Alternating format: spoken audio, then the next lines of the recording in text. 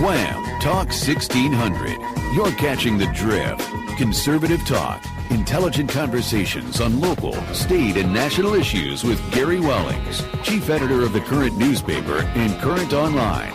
Join in the conversation at 734-822-1600. And now, your host, Gary Wellings. And good Saturday afternoon. Thanks for tuning in to catch our drift. Joining me in studio, Ash Hampton. Hey, thanks for having me. Yeah, glad to have you come on board, man. It's I want to get a little update from you on what your situation was with Trenton Schools. We'll talk about that, but we got a ton of things to cover today, so we'll get to that. And what we do on the Drift is talk about the news that we put on The Daily Drift, and if you're not going there, you should. It's www.thedailydrift.com. It's the news you need to know. So make sure you're going there, put that information up. It's not what you'll find in the mainstream media, but it's stuff you should know, retweet, share, and repost, and get it out there. So it's important stuff. Let's take care of our sponsor, Wellbridge, the Wellbridge Group. If you're looking for a bridge to recovery and wellness, Wellbridge has several offices to help you with post-acute rehabilitation, nursing care, innovative concepts, and authentic hospitality, and a commitment to wellness. That's a great place. You can reach them at the newest location in Pinckney, 734-954-6700. That's 734-954-6700. Brand new facility. It's great. But they've got one in Romeo, Rochester Hills, Novi, Pinckney, Fenton, and Brighton. So check them out. Go out and see them if you're thinking about doing those surgery. And as you get up into our age, sometimes those hips and knees need to be replaced. You need to make sure you plan in advance for your recovery on that. So the Wellbridge is an epic experience. Make sure you check them out. So, Ash, I was glad to be able to get hold of you and have you come in. Now, you were on with us, I don't know, a month or so ago, maybe? Yeah, about 6 weeks, maybe. And your son had been one of the kids that walked into a classroom and the teacher had anti-Trump propaganda in an art class, let alone up on the wall. Have you seen any answers from the school district? None. Unfortunately, I talked with the superintendent, and he said he won't give me a copy of the memorandum he put out to the faculty of the schools. So he did. He's saying he did, anyways. He's saying he did, but I asked him for a copy of it, and he said, no, I'm not going to do that. Absolutely not. I don't have to answer to you. You're not one of my staff. So, okay. That's kind of where it died. Obviously, he's never heard of FOIA, which is the option you'll be able to use. Well, shame on you, Mr. Superintendent. What's his name?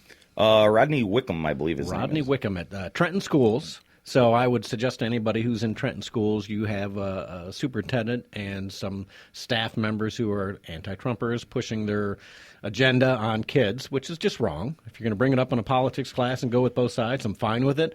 But certainly leaving anti-Trump propaganda in the classroom it's sad. This is what's happening. It's happening all over our country, and you see article after article and news story after news story where these anti-Trump or very, very liberal indoctrinated teachers are indoctrinating our children, and it's not going to stop until we stand up and fight. Yeah. So while the school has went cold and dark and won't talk to me about the subject anymore, I'm definitely not done, and I'm still getting support from the community.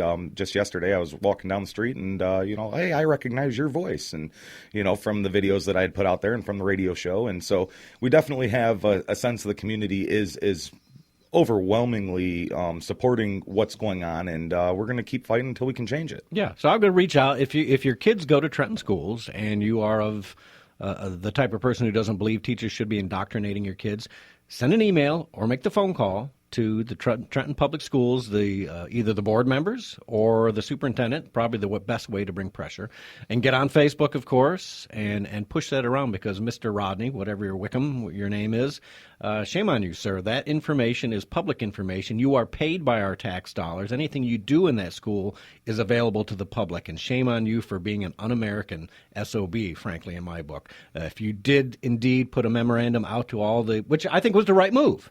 Don't just talk to the teacher. Put it out across the board to the entire district. Keep your personal opinions on politics out of the classroom. And that's all I was asking. It wasn't like I was ever asking for the teacher to be fired or anything like that. I'm simply asking that you give my son a quality education and you expand his mind. You don't indoctrinate it. Right. And I don't think that's too much to ask from our public school system. Well, and the proof is in the pudding because these safe space weenie kids that we now have nowadays as adults are the result of having teachers brainwashing kids. ill-equipped to deal with adversities in society. Yep. And so if you missed the Drift Live here, you can catch it later on tonight and tomorrow night at rednationrising.us. You can also find it on Spreaker, SoundCloud, and, of course, it's always archived at thedailydrift.com. But I want people, call in today. We've got a lot of subjects we're going to cover, and the first thing we're going to hit is the terror attacks, right? Now, we had another one just last night in France, which is a follow-up to the Westminster Bridge Parliament attack, right, this week. And here was, in this case, not a refugee, mind you, but a person who kind of became brainwashed into Islam, radical Islamism. This is exactly what ISIS wanted. They told him to stay home. They said, don't come to Syria for training. Stay home. You're more effective at home. And with the propaganda and the things they're putting on the internet, they're able to brainwash these folks into thinking that, 72 virgins and praise Allah and let's go kill some people because they're infidels. And they're, unfortunately, the Quran says not to befriend an infidel. It says things like, cut off their heads and boil their bellies. And I mean, this is supposed to be a religion of peace. And when are we going to learn? Yeah. This is happening all over the globe. When are we going to learn that they are not our friends and they are not peaceful? Right. And people should be, this is why, I'm shocked, but I don't understand when people promote this Hawaiian judge who tried to uphold Trump's new second. All Trump is trying to do is vet people more closely and eliminate those people who might be doing us harm. I'm not saying everybody's a radical Islamic terrorist, but you know what? If you don't know, why would you let them in? So all he's doing is trying to strengthen our ability to keep these people out. And that's just it. And these judges, they're the things that they're coming up with. Last I checked, Hawaii doesn't have a large population of Muslims. So where does he even come off making a judgment like that? He doesn't have the problem. Come here to Michigan. Come to Dearborn. Now, I'm not saying that Muslims are bad people. I know plenty of them that are great people. So that's not the issue. The issue is there's this very extreme element in the religious faith, and it needs to be dealt with. Yeah. And we need to protect ourselves here at home before anywhere else. What really bothered me about that judge, though, was that he essentially said that our Constitution gives the same rights and freedoms to people abroad as citizens of this country. Mm-hmm. And that's preposterous. Yeah, this is this idea of this global citizenship, and that's not what we're a part of. In the UK, they were smart with the Brexit, and they're getting out of the European Union, but that is the model that basically I feel the Democrats and the people in this country want to move towards, that we are an all-inclusive, all-open country, and then we're not a country at all, are we? That's right. That's exactly right. Well, one of my favorite guys is Dr. Sebastian Gorka, and he was on Hannity the other night, and he was talking about this terror attack. Derek, you got track one ready? Let's listen to Dr. Sebastian Gorka. Your reaction to this attack and, add the importance now of extreme vetting and border security. Unfortunately, Sean, this is just one more tragic piece of evidence of how very real the threat is to America and to her allies. You just went through the list. How many more of these do we need to see? How many people need to die before it is understood that what we are trying to do in the Trump administration is to stop events like this happening on U.S. soil? This should be a surprise to nobody.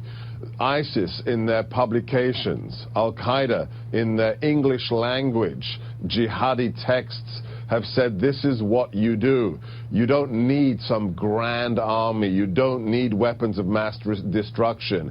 You steal a truck, you steal an SUV, and look at what happened afterwards. You get out. Do you remember the decapitation of the British servicemen in Woolwich? This is the same scenario. Back then, two jihadis got in a vehicle, ran down Lee Rigby, and then decapitated him on the streets of London. The knife intifada in Israel is from the same textbook.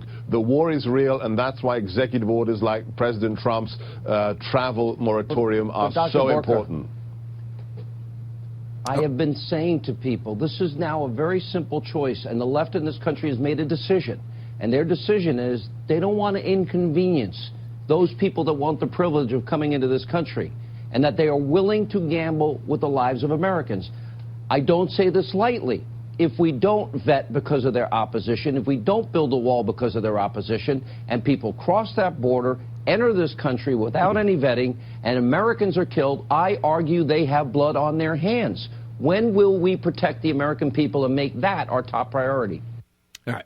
And again this week, we also had the rape of the 14-year-old girl in Rockville, Maryland, right?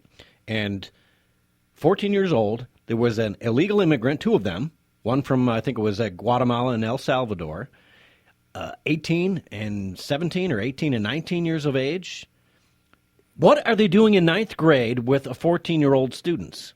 It's unbelievable, but I mean, you know, we owe it to them, right? Because they're refugees and they've had it worse than us. So we should open up our borders and open up our schools and open up our way of life for them. And listen, you know, I think sometimes, Gary, we do have to have humanity for the way that they've grown up. I've been to some of these countries. I was in Iraq. I'm a combat vet. I've seen firsthand what they're capable of. And I've seen what some of these people have grown up like. Right. So I do have some compassion for some of the things they went through. However, we're not vetting them. We're not making sure that people are coming into this country to be Americans. And Teddy Roosevelt said it best, right? And I think I talked about this the last time I was on.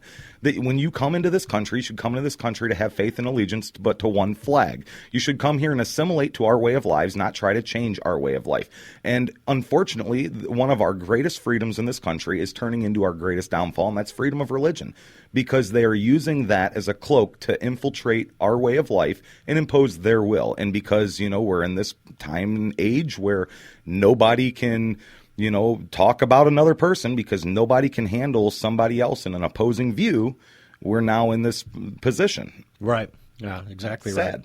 Yeah, it's a shame, and I feel terrible that these things are happening, but people need to wake up. They really do. You can't continue to keep your head in the sand, to close your eyes and wish it away. Because you know what? There is a big amount of people, large amount of people who don't like Americans, who don't like Westerners, who don't like our way of life, and it's resulting in people dying. And they're using our laws here in this country to their advantage. Yes. And we should be making sure we're not getting them into this country if that's their way of thinking. So it's not that, you know, we should be stopping them altogether, but we should definitely be vetting them and making sure that they're coming here with the right intentions. Right. If we're going to give them access to our laws and our way of life, we need to make sure that they're coming here to do the best and be the best that they can be. Yep.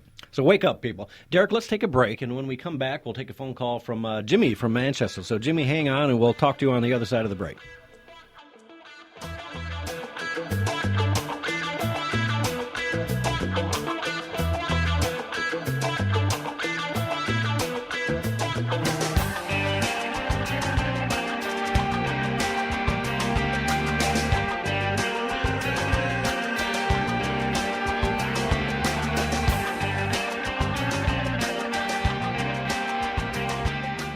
Michael Vincent and the Vincent Law Firm are the experienced attorneys you want on your legal team in any court case. Michael Vincent is a retired police officer and adjunct professor of law. You don't want to go to court without the Vincent Law Firm. The Vincent Law Firm, located at 302 North Huron Street in Ypsilanti, Michigan. Contact the Vincent Law Firm at 734-487-4970. Here's the First Amendment of the Constitution, courtesy of the Vincent Law Firm. Congress shall make no law respecting an establishment of religion or prohibiting the free exercise thereof, or abridging the freedom of speech or of the press, or the right of the people peaceably to assemble and to petition the government for a redress of grievances. Thank you, forefathers, for that amendment and the Bill of Rights, and thank you, Vincent Law Firm, for supporting that document. Michael Vincent and the Vincent Law Firm, located at 302 North Huron Street in Ypsilanti, Michigan. Contact the Vincent Law Firm at 734-487-4970. That's 734-487-4970. Or visit the Vincent Law Firm on the web at vincentlegalservices.com. Hi, this is Jeffrey Ember, president of Ember Wealth Advisors. People have lots of questions today about retirement, and they want answers. How can my money grow yet stay safe? What will happen to me if the market goes south again or takes a third drop? Will Social Security be around when I need it? And will I have enough money to last my life and enjoy my retirement years? The days of traditional retirement and company pensions are over. Now, your financial destiny is in your own hands. At Ember Wealth Advisors, we specialize in helping our clients create sound retirement income strategies strategies, and we'd love to do the same for you. We'll show you how to have a retirement that will turn a potential nightmare into a retirement dream that you deserve to live. For your no-strings-attached complimentary retirement consultation and portfolio review, give us a call, 734-769-1719. Call us today at 734-769-1719. These comments are